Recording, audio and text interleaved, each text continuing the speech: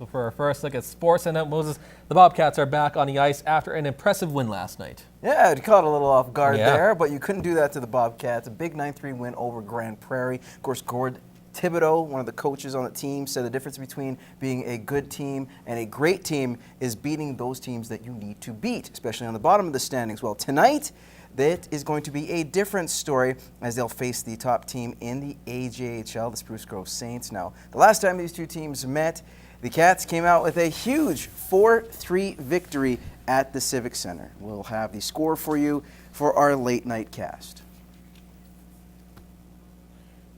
Sticking with hockey, when describing the Lloydminster Foremost Heat, we in the local media tend to put a lot of cliches and puns into our stories, like they're going out of style. They're on fire. Heating up the competition would be the obvious choices. But just like the brand of hockey the Heat represent, no gimmicks are necessary.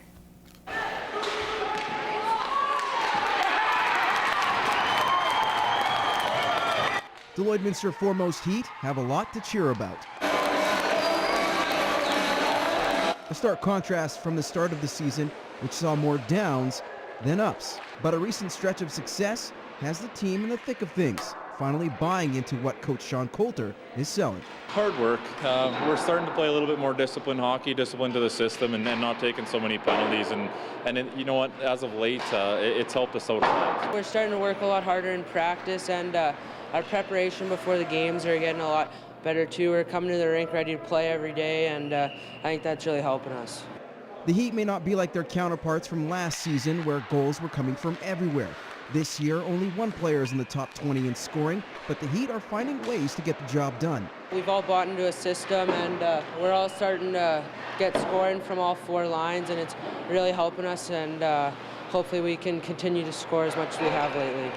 With vast improvement since the middle of October, Coach Coulter still feels that there are some things they need to improve on to take the next step. We haven't had that consistency just yet, and I think we've let some weak teams off the hook, and then we've also given some really good teams, really good games, even come out with some wins there. So I think what we need to do is stay focused and prepare just as hard for every team that we face.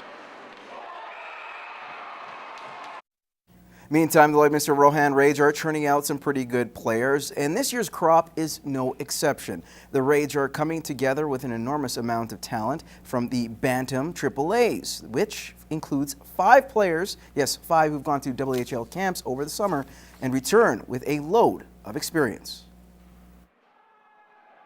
I learned a lot how to play as a younger kid against older kids, and it's really helped all 5 of us really grow into our league, and it's actually excelled for us because now that we get to play against younger kids, it's a lot easier and we're a lot tougher. It was a pretty good experience to play with some of those guys, see what it takes to really get that far. Going from WHL camp, it's really fast hockey, and then you come to this and it feels like you control the pace a bit better, you know how to handle tougher situations a bit easier. Head coach Mike Applegate says the list of success is endless. You look at the kids that have moved on from the last 2 years. We have guys playing in the WHL, Jason Braid. We have Zach Fisher, guys playing in the AJHL, Sean Weber, and guys that played in our team 2 years ago, played AA last year and made the triples this year. That's a big vote of confidence for this whole system. Whether it's minor midget AA, and major midgets.